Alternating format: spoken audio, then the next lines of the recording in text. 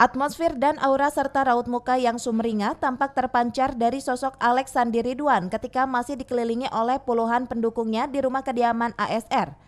Bisa dipahami karena Alex Sandi Ridwan baru saja memenangkan pertarungan Pilkades 2019 dengan perolehan suara hampir 90%.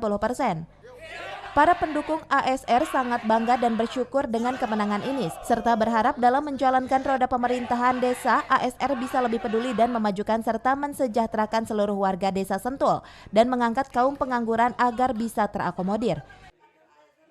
Sementara itu, Alex Sandi Ridwan mengungkapkan rasa bersyukur yang tiada terhingga kepada Allah Subhanahu wa Ta'ala serta para pendukungnya yang telah ikut berjuang memenangkan dirinya dalam pertarungan Pilkades. Saya mengucapkan terima kasih yang utama kepada tim dan warga Desa Sentul yang sudah mau ikut andil untuk memperjuangkan saya. Adapun program-program yang sudah kita rencanakan, insya Allah 100 hari kerja itu akan kita laksanakan. Begitu. Lebih lanjut, ASR berjanji dalam masa pemerintahan desa yang akan dipimpinnya akan memprioritaskan masalah infrastruktur yang belum selesai di wilayah desanya, serta masalah pengangguran. Dari Sentul, Kabupaten Bogor, Tim Liputan melaporkan.